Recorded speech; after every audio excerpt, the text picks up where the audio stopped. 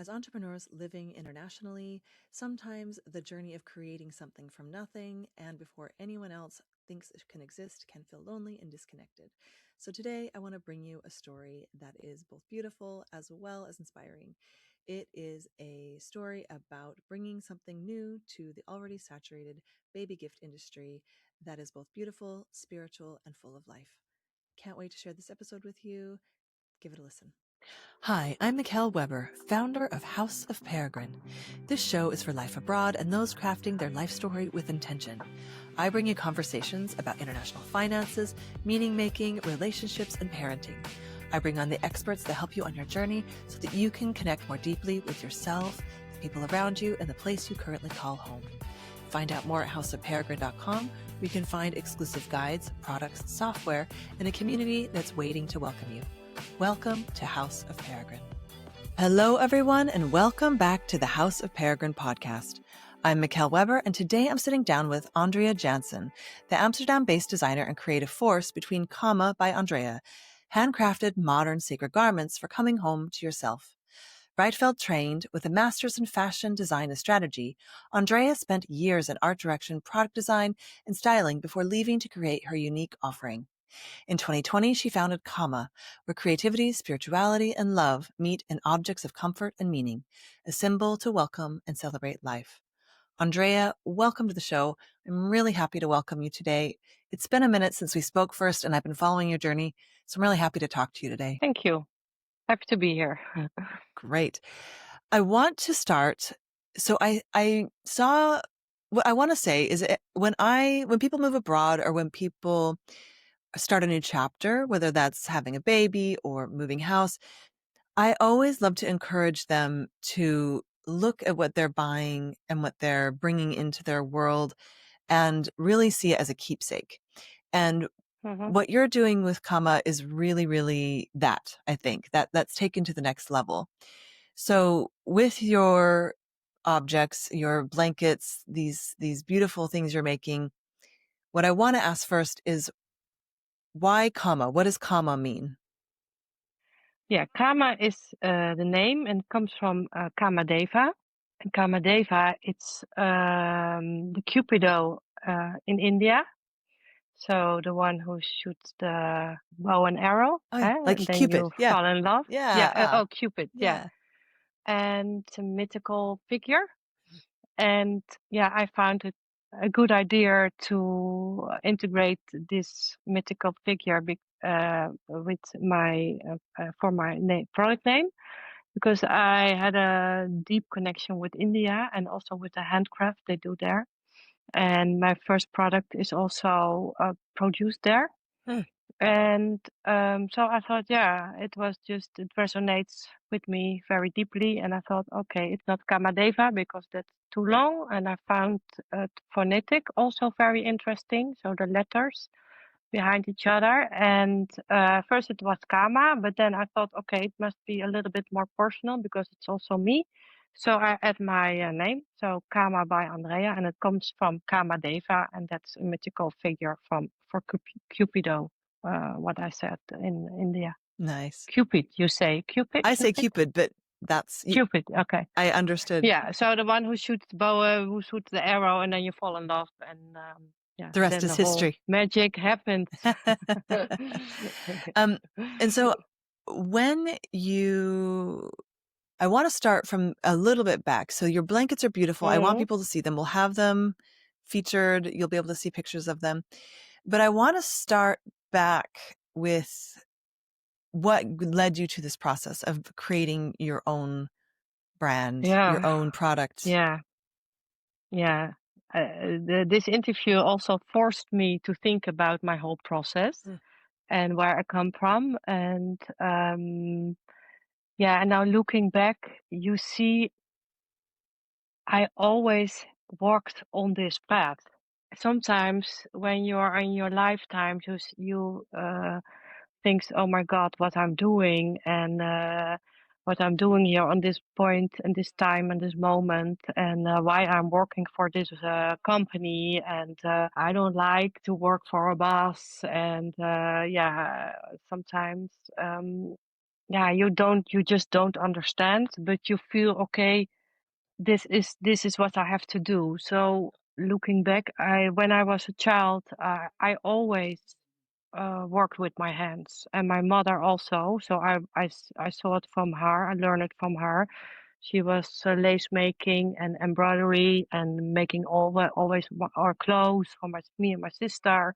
And she was always busy with handcraft, always. So it's really like, my DNA. And And where did you grow up? I grew up in a very small town nearby Arnhem Mm. in the Netherlands. Mhm. And I lived there since my 19. And when I was 19, I went to Arnhem, Mm. to the city. I lived there for 1 or 2 years, and then I moved to Amsterdam for my education. So yeah, it was in my DNA, this handcraft, and I worked for several companies.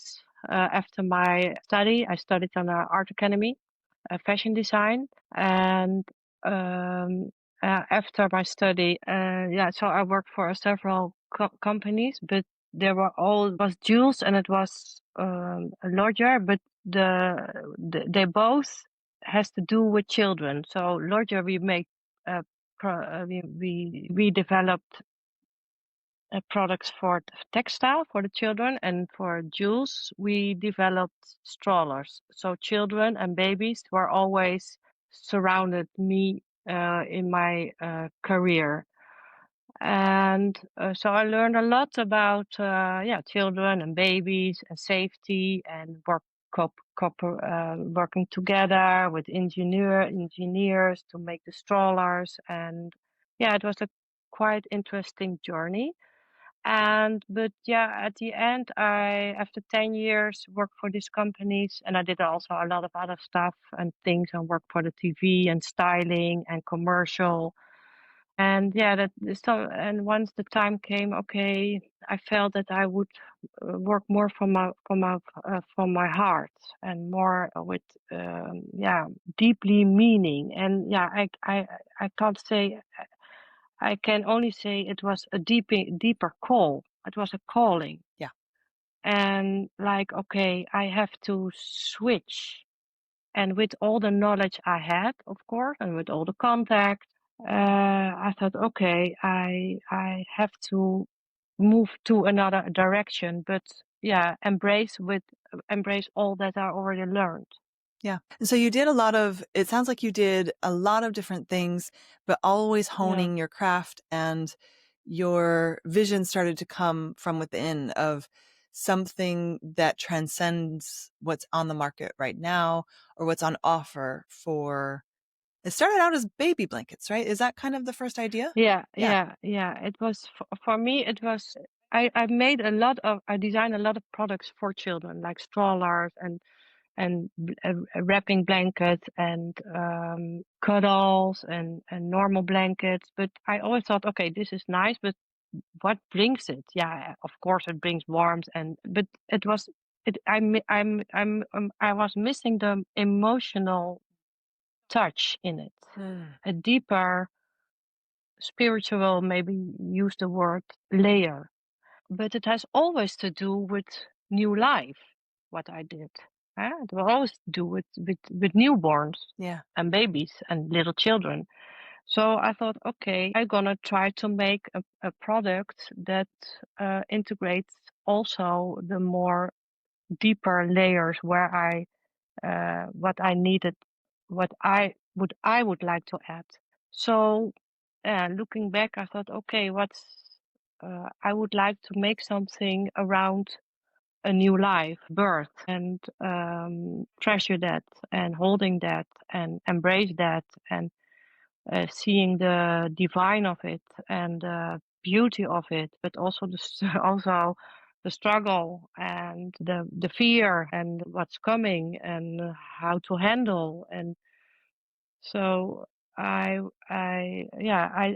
developed a product, and it's called the birth blanket, and it has to do to honor the new life, Yeah. and to wrap it. You can put your baby in and wrap it in, and feeling that it's safe and loving and caring, but also has to do with this transition for the baby who's coming to this earth in this physical body, and because I believe it's a soul who is coming into a physical body, and it is also he or she choose that, and to help him or her with this transition.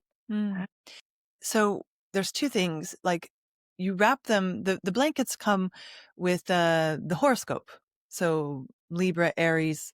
Yeah, I have two. The first, it was first I have my product is the birth blanket. It was my first product, and it's with embroidered with a big bird, a holy bird. And my next collection is the star sign, and that's a bird cape, so you can put it on like a bath cape, and it has a hoodie.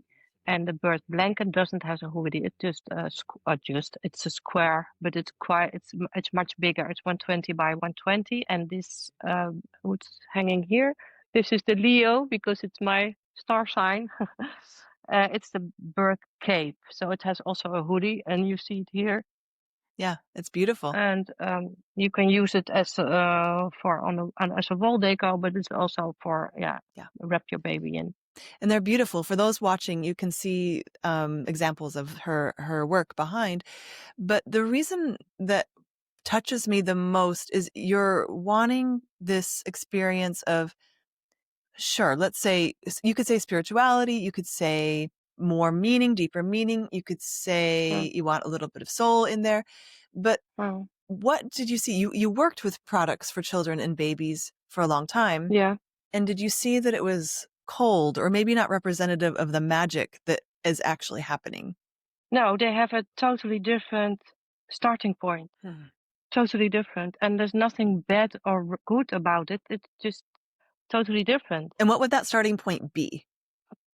To be honest, the most company I work for is the focus is on money. Yeah. And there's nothing wrong with it. Yeah. Nothing wrong with that. There's nothing wrong with it, but it's not my starting point. Yeah.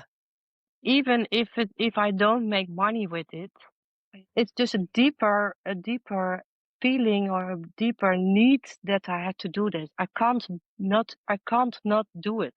Yeah. It's just so there was no way to say no. Yeah. It was just I had to take this direction. Yeah. And you can say, okay, it's sacred, or to make something special with the talents that I had for a bigger something. Maybe it's that. I think more and more it's that, because in the beginning I was like, I'm just gonna do it. But now when I'm really after a couple of years that I'm really laying into it, I also see and feel more what I'm doing and why I'm doing it. But it's not just it. I've been being held. It's a force who comes from within. Yeah. Yeah. And I think that starting point is a really, really important difference. And again, like you said, it's not, these more manufactured things are just fine. It's totally fine. But what I have experienced as someone who loves to buy vintage or things with a little more soul to them, and also someone who is creating ceremony and culture for others, it really makes a difference. And I also think that this is the difference sometimes when women start businesses as opposed to CEOs. And we're in a moment, you and I are recording actually during the equinox, which I love, this transition from life to death. But also we're in this transition where businesses are being created differently and for different reasons, which I really feel.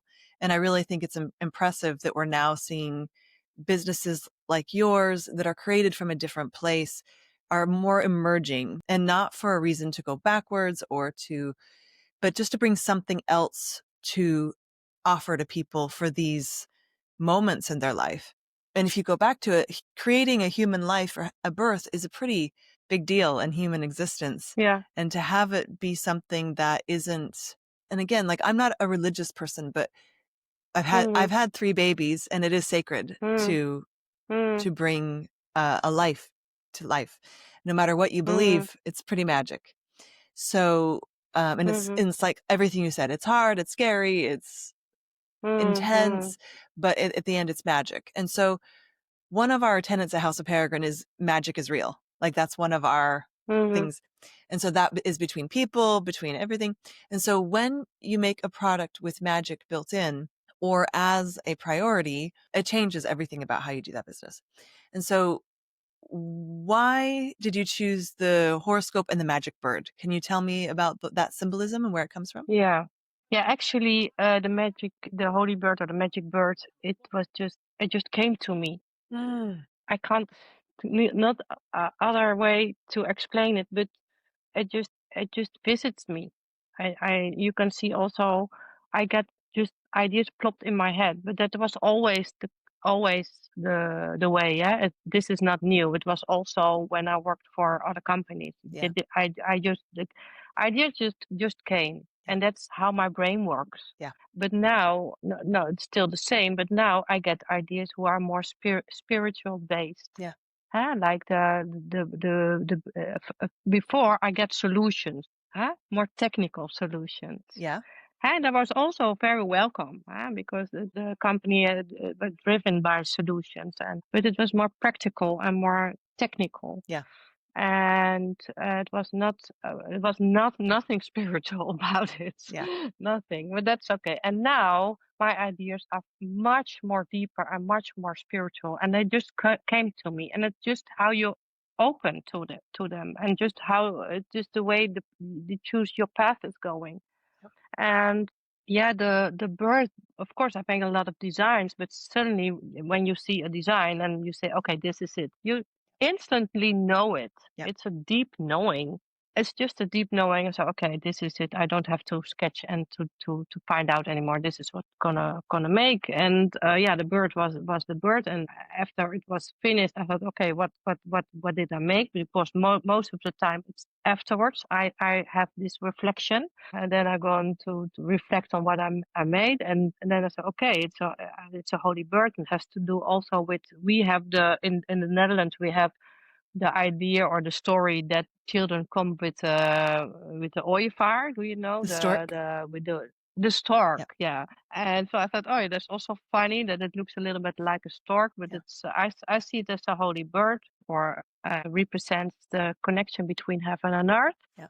Yeah, that's where yeah, the transition comes also from the little child, comes from above, and he comes down in his physical body.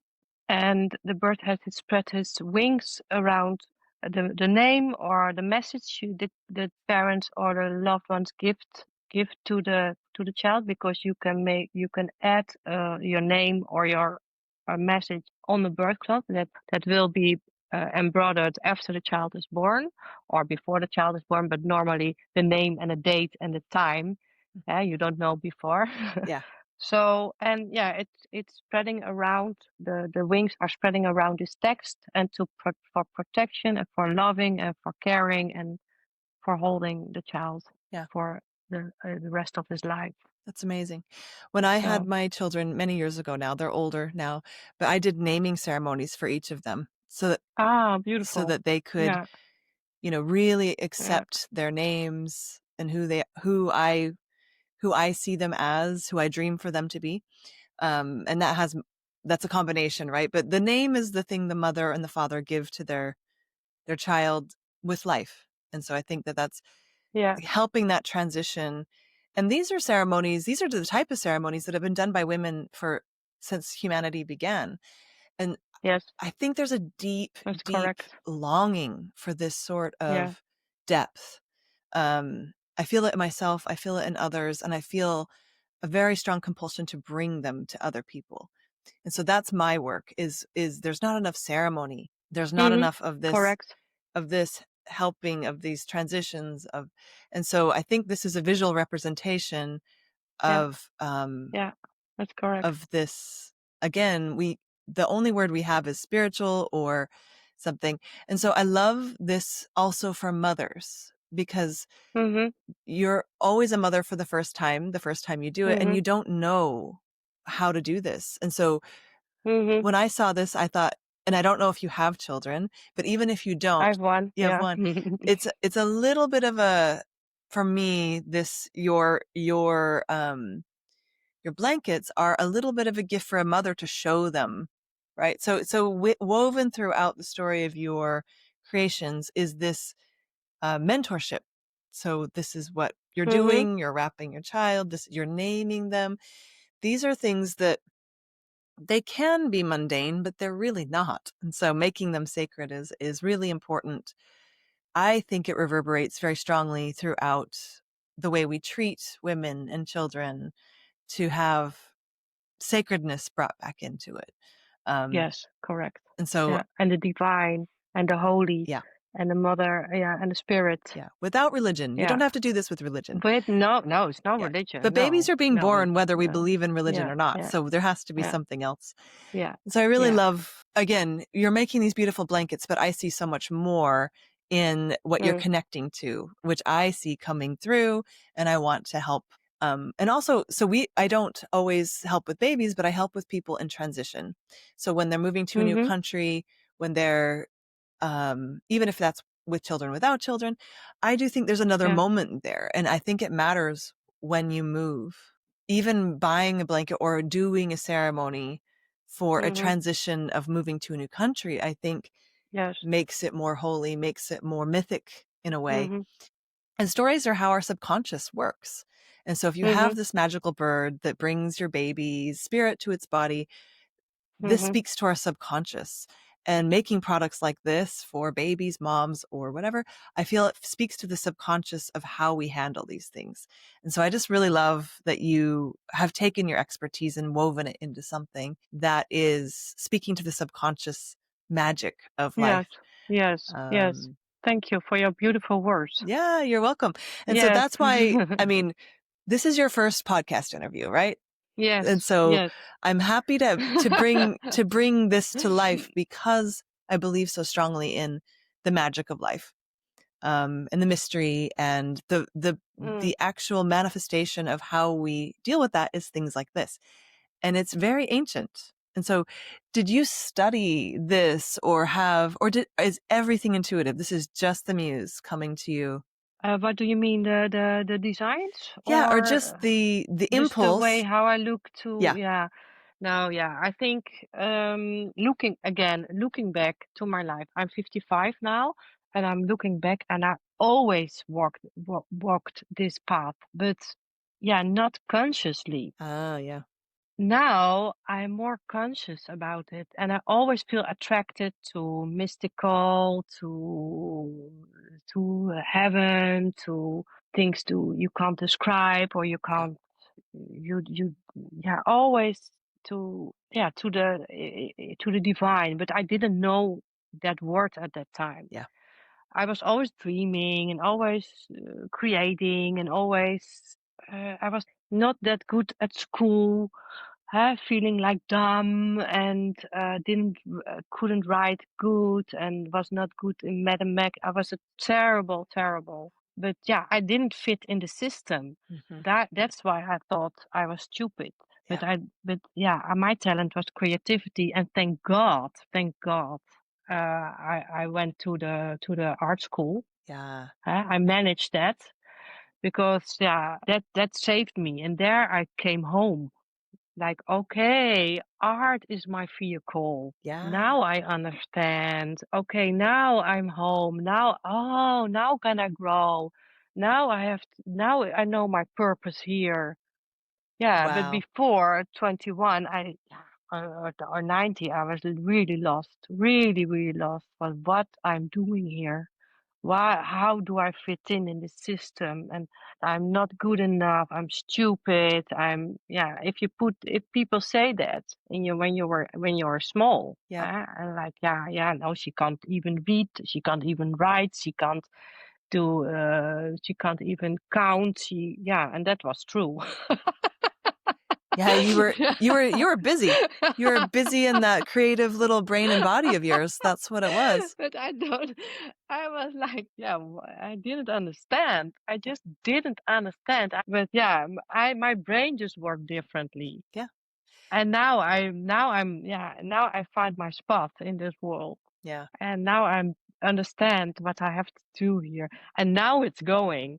But even since maybe half a year, Wow. that I'm really understand, okay, that's why I also had to take a little bit distance to understand Yeah. how and to have it has to unfold it.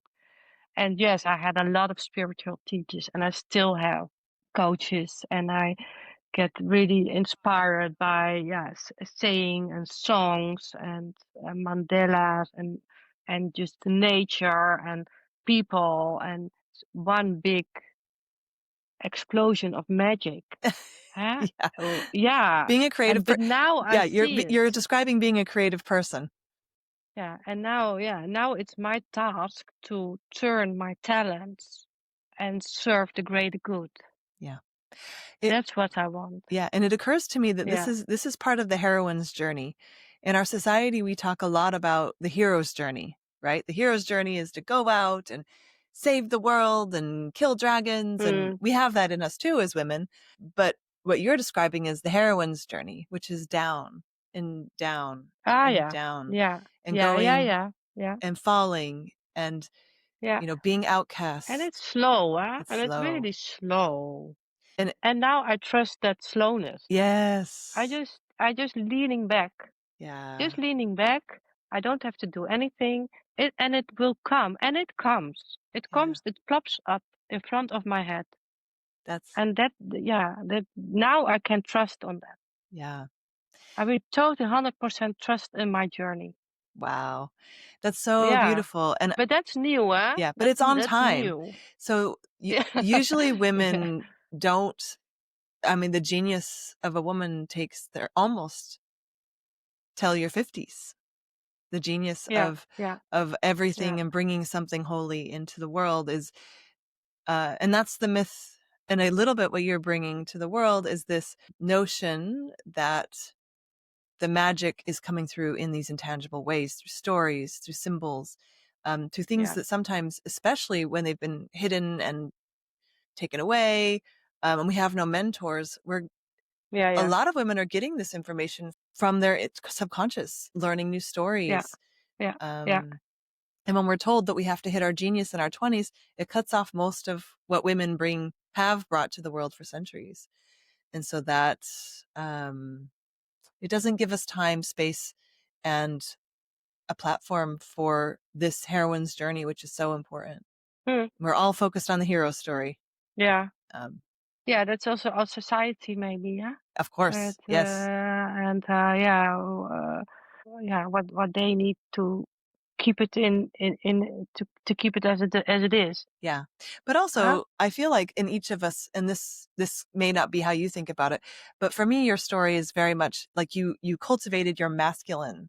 Your hero story was going out, getting those skills, getting this, Yeah. Yeah. and now it's Mhm. transitioned into Yeah. Yeah. the more Yeah. spiritual, the more Yeah. subtle, and bring it in, leaning back instead of, Yeah. this is all Yeah. very Yeah. Yeah. beautiful Yeah. and Yeah. unfolding in a way that I hope my daughters get to see. Ah, that's beautiful to them. Thank you. Yeah, of course. Yeah. And so Yeah. what you're Yeah. bringing to the world Yeah. is Yeah. beautiful. And so I want people to know about that. But the Mm. other part of this, we talk a lot about sustainability. Um, Mhm. and I would really love to talk through that with you. I love to redefine or deepen the word sustainability. And so Mhm. when you're buying things during these transitions, whether it's having a baby or I say moving to a new country, when you're buying items, sustainable can mean something different, which Mhm. could mean meaningful. So Yeah. you don't throw it away. And Yeah. so items like the one you've created, which are Mhm. bath towels or birth blankets, they have utility to them, but a deep, deep meaning. And so Yeah. those two things combine to make it so Yeah. it's not going to be thrown away, but Yeah. also the way you're creating it. And I want to talk a little bit about your connection to India, is this way that's also sustainable on those subtle those subtle layers that we don't talk about. So yes, the materials can be sustainable yes, all of these things, it can be recyclable, but there's another level of sustainability Yeah, that has to do with correct. these connections. And so I want to speak to you about that a little bit. And I know we're getting into some things that are very airy and hard to follow, but I think you understand what I'm asking. So Yeah, totally. it matters the place you start from with the product you're creating, the materials you use. We all understand that, but then take it further for me. No, I totally follow you, and I also totally agree with you. And if you make something sacred, it's already sustainable. And that Yeah. was my intention. And it doesn't matter. Yeah, okay. That was my intention, to make something sacred, to make a keepsake, to translate love into an item. That was and that are my tools. What is given to me. That are my tools. My talent are my tools. And yeah, some people can cook very good. Some people can build beautiful houses. But what I can do, what talent is given to me, it's creation and refine embroidery, translate love into items, I think. It's a very feminine And skill. and yeah, my focus was not sustainable in that way. My sustainable way of making things is different. It's Yeah. like, okay, I make something from out of my heart to your heart, to connect, to reconnect, to lean back, to dive in, to embrace love, to embrace spirituality, and to translate that in an item, what can be a keepsake, that you can give and that you keep for the rest of your life, and maybe the life afterwards. You give it to your own children or somebody you love. Yep. And no, my products are not made of 100% recycled cotton, or because it's first, it's not my priority. If I could, I would, but for now I can't, because then my items would be so incredible more expensive. So that's a choice I made. Mm-hmm. That's a choice I made. And yeah, if you can't deal with it, okay, but I'm responsible for that. Yeah. But of course, they are made, how they're made, it's correctly, and with not child labor. I went to the factory, and Mm-hmm. etc., etc. Yeah. And I don't overproduce. I have a very, very small amount stock. Mm-hmm. The fabric factories where I work with, they can do that for me. So it's also a big research, because yeah, they don't want to work with people like me, because yeah, they want to have boxes and full, okay, and pushing and Mm-hmm. more and more and more.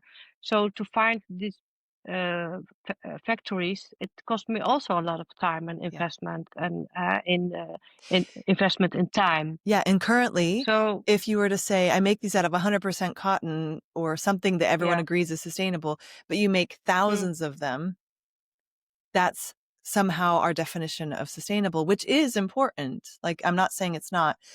It's just, if we deepen that, if we sink into it, is it really sustainable? Is it really human? hmm Is hmm it really doing what we want it to? And so yeah, how can we deepen that conversation? And yeah, that's what yeah, you've done. And I think that it's yeah, really yeah. an important conversation. Yeah, I think that too, because also people are really narrow-minded, Yeah. and not because they are narrow-minded, but No. there is no other information that goes in their head. Yeah.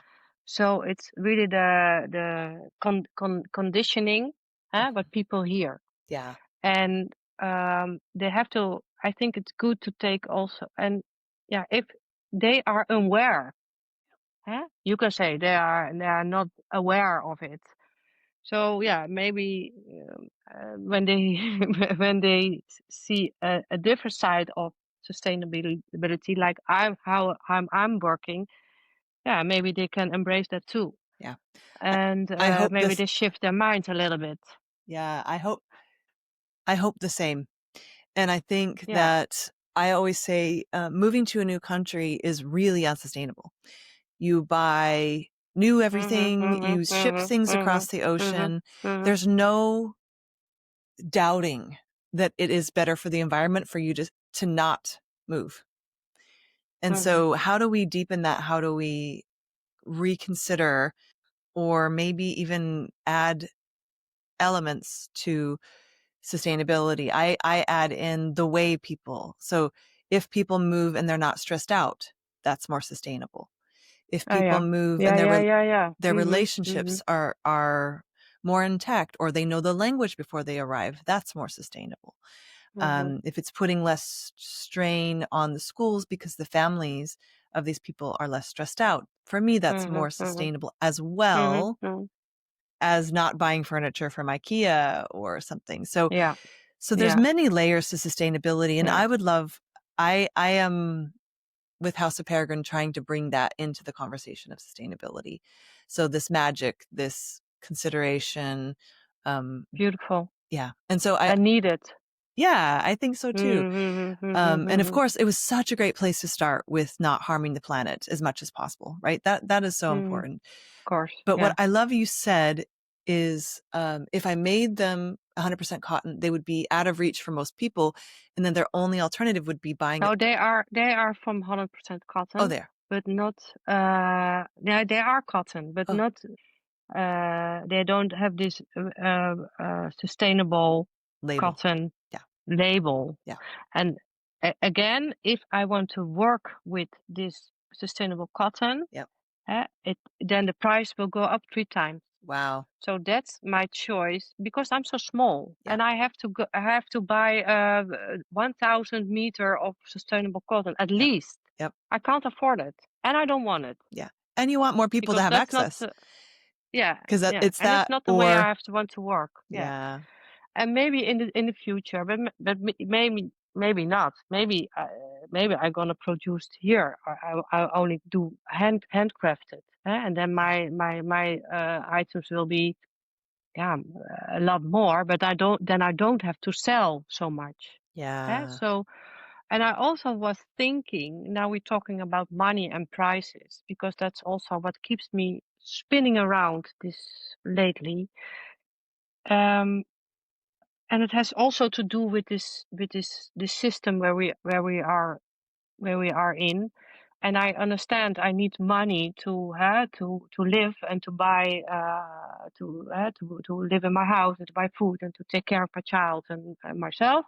But with these prices of products and especially in the fashion, the product price when you have it in your house, from India or China where I produce, and we have to multiply it by 3 or 4 or 5 times the price, Mhm.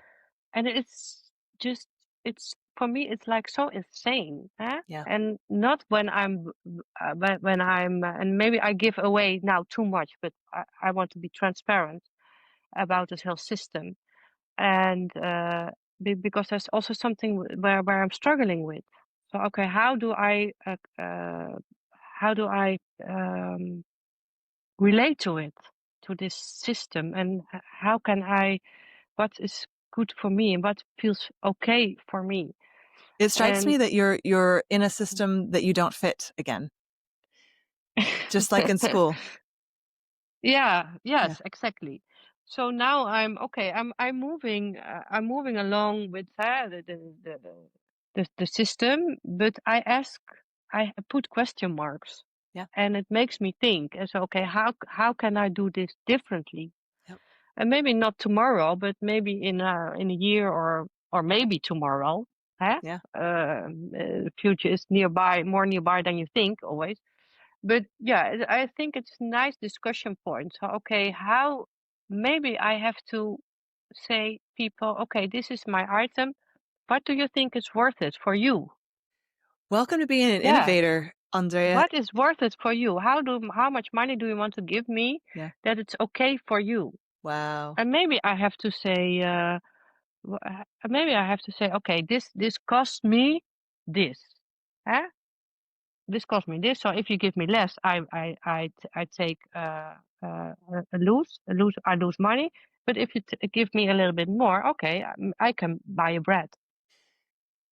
Yeah, I just thinking about that. Maybe I'm gonna develop one product that I put on the market like that. That's amazing. It strikes me that you Yeah. are a true innovator and disruptor and someone who Disruptor, yeah. people who That's correct. people who don't fit in for a reason. And I really like that. And I identify with it as well. But it's really fun to meet kindred spirits, especially women who are asking these questions. And I don't know, it slowly Yeah. changes things and balances them out, I think. So I love that Yeah. you're asking these questions and making these Yeah. products and bringing them to life's big transitions and homes. And so I want to encourage people to go and see your work. Where can they find you? They can find me on my website. Yeah. I have a website where I sell my products, and And also and with say what that website is. is Kama by Andrea. .com? Yes, Perfect. Kama by Andrea. And we'll link it below. .com. We'll link it below as well, Mm-hmm. but I just want people to hear it. And Yeah. then is there anywhere they can And you follow also you? you can also buy it at Sanne Hop. Oh, yes. She has a beautiful, beautiful concept store with many, many more sacred products, Yeah. all handcrafted or very small. How to say that? Not so many. Yeah. Her store is called, and it's right around the corner from me in the center of Amsterdam. If anyone's in Amsterdam, go visit. But it's Atelier Hop. And it's funny because our company is called Hop as well. So we do events there sometimes. And how funny. Yeah. So we're very aligned in the way we like to do things. And Sanne, big shout out to Sanne, who we both know and love. I love her shop, and I think people come from around the world to experience what she brings into the world as well. And one of those innovators that I deeply, deeply resonate with. And so I'm glad I saw your blanket in there a few weeks ago. And I thought, this is so beautiful. Yeah. I love the way the world is big and large at the same time. Yeah. So these seemingly little things you're doing have a lot of impact, I would say. Oh, thank you. Yeah. Yeah. Yeah. Well, I just do what I come to do here. We're going to end on that. I just came here. This is mine to do. And that's a mantra that anybody can use. This is mine to do. This is not mine to do, to find their calling in life. And so thank you for sharing your wisdom with us today, Andrea. I'm so happy to have you on. I'm so happy. I think we're going to be making an offer for our members for your beautiful products. And then if anyone's interested in seeing them, you can hop over to our website. We'll link it in the box below. Thanks again for coming on. It's such a pleasure to get an insight into your process. Thank you. Thank you so much for the invitation. Yeah, of course. And thank you everyone for listening. You can follow us at houseofperegrine.com. If you would be so kind as to leave a comment or a rating, it would help us out a ton. I hope you enjoyed our interview, and we'll see you next time. Okay, that's it for today. I hope you've enjoyed our show. For the latest insights on living internationally, join us at houseofperegrine.com to find out how you can connect with our community. Let's craft our life story with intention together.